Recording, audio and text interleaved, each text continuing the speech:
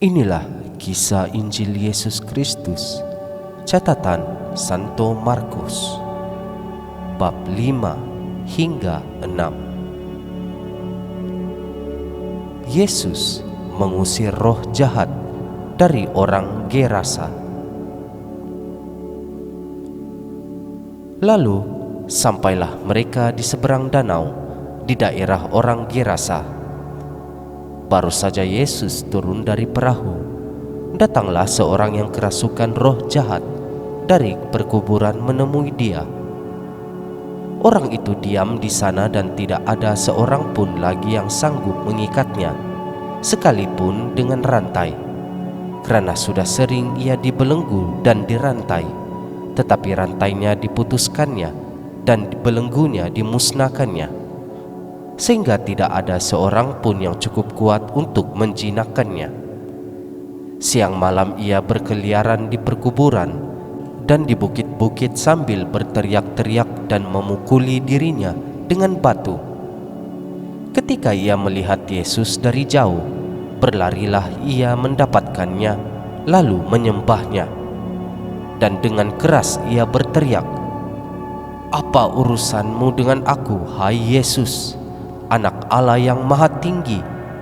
Demi Allah, jangan siksa aku."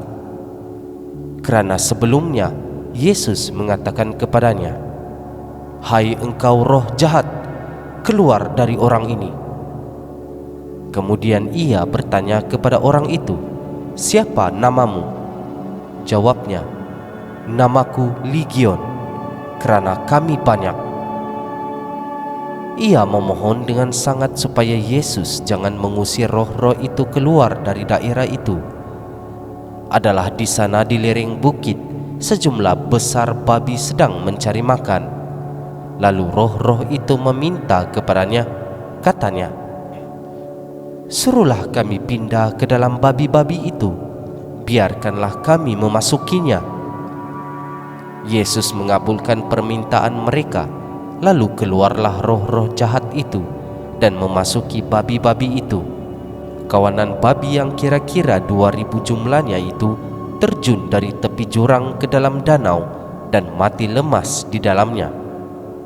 Maka larilah penjaga-penjaga babi itu dan menceritakan hal itu di kota dan di kampung-kampung sekitarnya. Lalu keluarlah orang untuk melihat apa yang terjadi.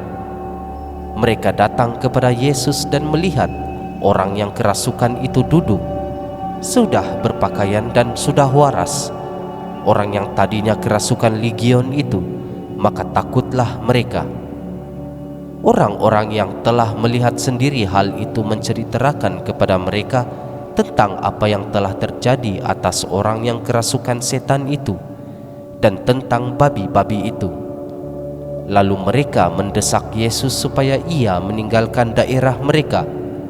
Pada waktu Yesus naik lagi ke dalam perahu, orang yang tadi kerasukan setan itu meminta supaya ia diperkenankan menyertai dia.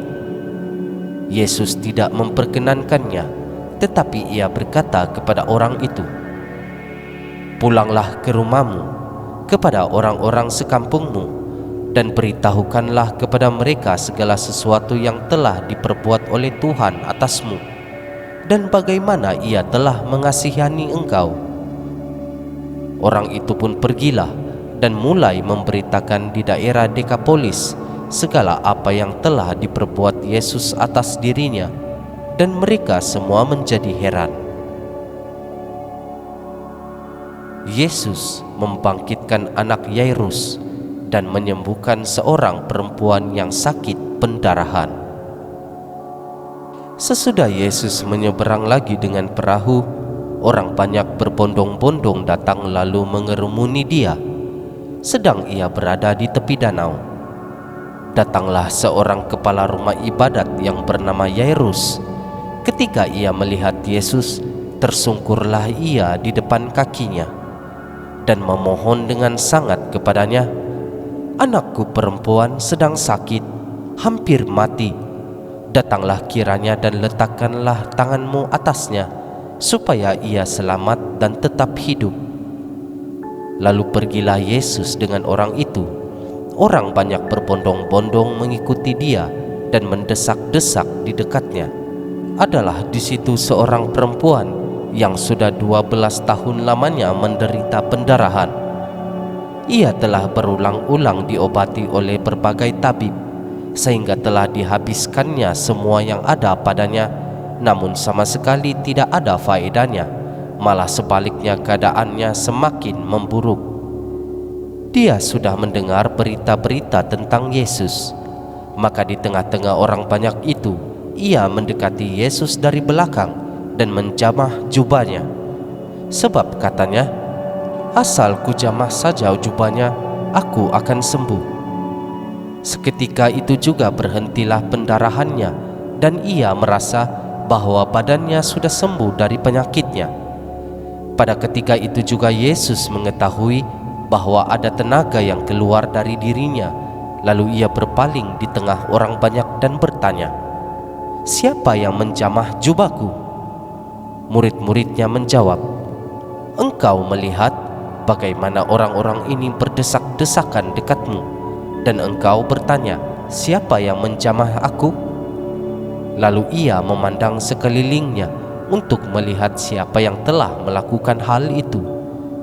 Perempuan itu yang menjadi takut dan gemetar ketika mengetahui apa yang telah terjadi atas dirinya, tampil dan tersungkur di depan Yesus dan dengan tulus memberitahukan segala sesuatu kepadanya. Maka katanya kepada perempuan itu, "Hai anakku, imanmu telah menyelamatkan engkau.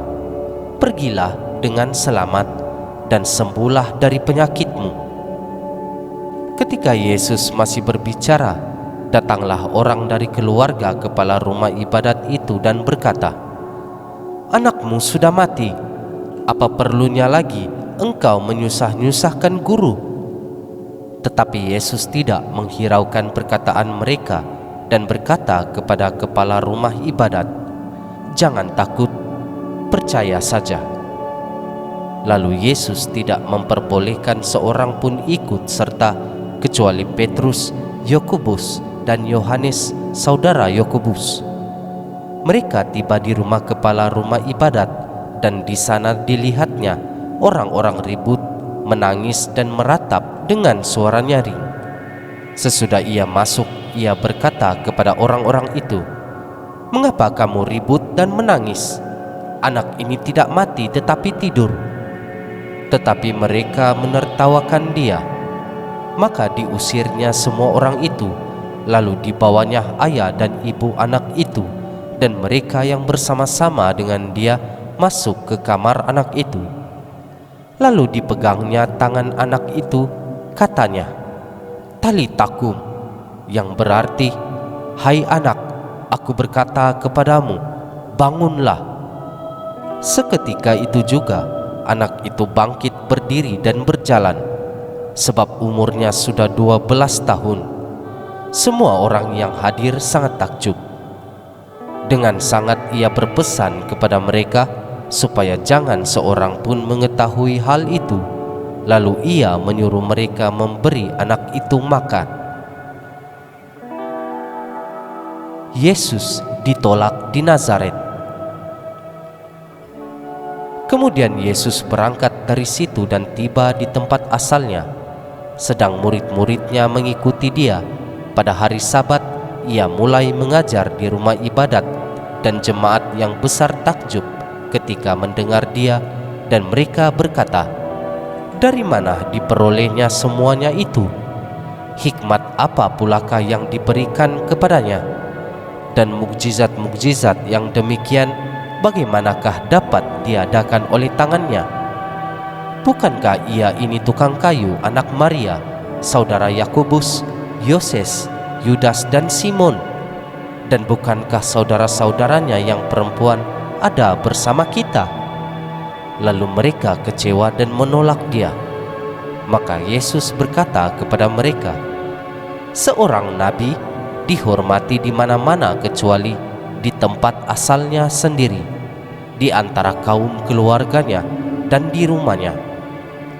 Ia tidak dapat mengadakan satu mukjizat pun di sana, kecuali menyembuhkan beberapa orang sakit dengan meletakkan tangannya atas mereka. Yesus mengutus ke-12 rasul. Ia merasa heran atas ketidakpercayaan mereka. Lalu Yesus berjalan keliling dari desa ke desa sambil mengajar. Ia memanggil ke-12 murid itu dan mengutus mereka berdua-dua. Ia memberi mereka kuasa atas roh-roh jahat dan berpesan kepada mereka supaya jangan membawa apa-apa dalam perjalanan mereka, kecuali tongkat, roti pun jangan, bekal pun jangan, uang dalam ikat pinggang pun jangan. Boleh memakai alas kaki, tetapi jangan memakai 2 baju. Katanya selanjutnya kepada mereka, kalau di suatu tempat kamu sudah diterima dalam suatu rumah, tinggallah di situ sampai kamu berangkat dari tempat itu. Dan kalau ada suatu tempat yang tidak mau menerima kamu, dan kalau mereka tidak mau mendengarkan kamu, keluarlah dari situ dan kebaskanlah debu yang ada di kakimu sebagai peringatan bagi mereka. Lalu pergilah mereka memberitakan bahwa orang harus bertobat, dan mereka mengusir banyak setan dan mengoles banyak orang sakit dengan minyak dan menyembuhkan mereka. Yohanes Pembaptis dibunuh. Raja Herodes juga mendengar tentang Yesus, sebab namanya sudah terkenal dan orang mengatakan, Yohanes Pembaptis sudah bangkit dari antara orang mati, dan itulah sebabnya kuasa-kuasa itu bekerja di dalam dia. Yang lain mengatakan, dia itu Elia. Yang lain lagi mengatakan, dia itu seorang nabi, sama seperti nabi-nabi yang dahulu. Waktu Herodes mendengar hal itu, ia berkata, bukan, dia itu Yohanes yang sudah dan yang bangkit lagi. Sebab memang Herodeslah yang menyuruh orang menangkap Yohanes dan membelenggunya di penjara berhubung dengan peristiwa Herodias, istri Filipus saudaranya, karena Herodes telah mengambilnya sebagai istri. Karena Yohanes pernah menegur Herodes, tidak halal engkau mengambil istri saudaramu.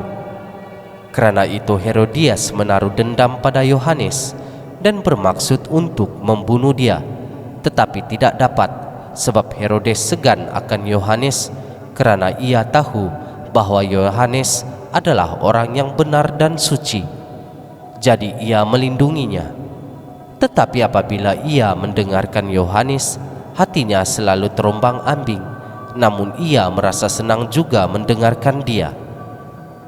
Akhirnya tiba juga kesempatan yang baik bagi Herodias ketika Herodes pada hari ulang tahunnya mengadakan perjamuan untuk pembesar-pembesarnya, perwira-perwiranya, dan orang-orang terkemuka di Galilea. Pada waktu itu anak perempuan Herodias tampil lalu menari, dan ia menyukakan hati Herodes dan tamu-tamunya. Raja berkata kepada gadis itu, minta daripadaku apa saja yang kau ingini, maka akan kuberikan kepadamu.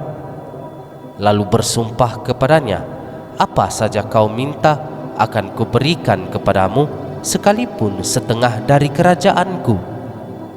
Anak itu pergi dan menanyakan ibunya, apa yang harus kuminta? Jawabnya, kepala Yohanes Pembaptis.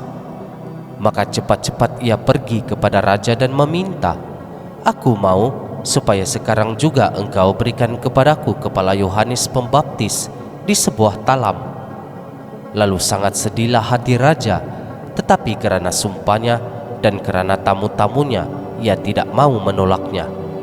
Raja segera menyuruh seorang pengawal dengan perintah supaya mengambil kepala Yohanes. Orang itu pergi, gal kepala Yohanes di penjara. Ia membawa kepala itu di sebuah talam dan memberikannya kepada gadis itu, dan gadis itu memberikannya pula kepada ibunya. Ketika murid-murid Yohanes mendengar hal itu, mereka datang dan mengambil mayatnya, lalu membaringkannya dalam kuburan. Yesus memberi makan 5.000 orang. Kemudian rasul-rasul itu kembali berkumpul dengan Yesus dan memberitahukan kepadanya semua yang mereka kerjakan dan ajarkan. Lalu ia berkata kepada mereka, "Marilah ke tempat yang sunyi, supaya kita sendirian dan beristirahatlah seketika. Sebab memang begitu banyaknya orang yang datang dan yang pergi, sehingga makan pun mereka tidak sempat." Maka berangkatlah mereka untuk mengasingkan diri dengan perahu ke tempat yang sunyi. Tetapi pada waktu mereka bertolak, banyak orang melihat mereka dan mengetahui tujuan mereka. Dengan mengambil jalan darat, segeralah datang orang dari semua kota ke tempat itu, sehingga mendahului mereka. Ketika Yesus mendarat, ia melihat sejumlah besar orang banyak. Maka tergeraklah hatinya oleh belas kasihan kepada mereka, kerana mereka seperti domba yang tidak mempunyai gembala. Lalu mulailah ia mengajarkan banyak hal kepada mereka. Pada waktu hari sudah mulai malam, datanglah murid-muridnya kepadanya dan berkata, "Tempat ini sunyi dan hari sudah mulai malam. Suruhlah mereka pergi supaya mereka dapat membeli makanan di desa-desa dan di kampung-kampung di sekitar ini." Tetapi jawabnya, "Kamu harus memberi mereka makan." Kata mereka kepadanya, "Jadi haruskah kami membeli roti seharga 200 dinar untuk memberi mereka makan?" Tetapi ia berkata kepada mereka, "Berapa banyak roti yang ada padamu? Cobalah periksa." Sesudah memeriksanya, mereka berkata, 5 roti dan 2 ikan. Lalu ia menyuruh orang-orang itu duduk, supaya semua duduk berkelompok-kelompok di atas rumput hijau. Maka duduklah mereka berkelompok-kelompok, ada yang 100, ada yang 50 orang. Dan setelah ia mengambil 5 roti dan 2 ikan itu, ia menengadah ke langit dan mengucap berkat, lalu memecah-mecahkan roti itu dan memberikannya kepada murid-muridnya, supaya dibagi-bagikan kepada orang-orang itu. Begitu juga kedua ikan itu dibagi-bagikannya kepada semua mereka, dan mereka semuanya makan sampai kenyang. Kemudian orang mengumpulkan potongan-potongan roti 12 bakul penuh, selain daripada sisa-sisa ikan. Yang ikut makan roti itu ada 5.000 orang laki-laki. Yesus berjalan di atas air. Sesudah itu Yesus segera memerintahkan murid-muridnya naik ke perahu dan berangkat lebih dahulu ke seberang, ke Betsaida. Sementara itu ia menyuruh orang banyak pulang. Setelah ia berpisah dari mereka, ia pergi ke bukit untuk berdoa. Ketika hari sudah malam, perahu itu sudah di tengah danau, sedang Yesus tinggal sendirian di darat. Ketika ia melihat betapa payahnya mereka mendayung kerana angin sakal, maka kira-kira jam 3 malam ia datang kepada mereka berjalan di atas air, dan ia hendak melewati mereka. Ketika mereka melihat dia berjalan di atas air, mereka mengira bahwa ia adalah hantu. Lalu mereka berteriak-teriak, sebab mereka semua melihat dia, dan mereka pun sangat terkejut. Tetapi segera ia berkata kepada mereka, "Tenanglah, aku ini, jangan takut." Lalu ia naik ke perahu mendapatkan mereka, dan angin pun redalah. Mereka sangat tercengang dan bingung, sebab sesudah peristiwa roti itu mereka belum juga mengerti, dan hati mereka tetap degil. Yesus menyembuhkan orang-orang sakit di Genesaret. Setibanya di seberang, Yesus dan murid-muridnya mendarat di Genesaret dan berlabuh di situ. Ketika mereka keluar dari perahu, orang segera mengenal Yesus. Maka berlari-larilah mereka ke seluruh daerah itu dan mulai mengusung orang-orang sakit di atas tilamnya kepada Yesus, di mana saja kabarnya ia berada. Kemanapun ia pergi, ke desa-desa, ke kota-kota, atau ke kampung-kampung, orang meletakkan orang-orang sakit di pasar dan memohon kepadanya supaya mereka diperkenankan hanya menjamah jumbai jubahnya saja, dan semua orang yang menjamahnya menjadi sembuh. Demikianlah Injil Tuhan.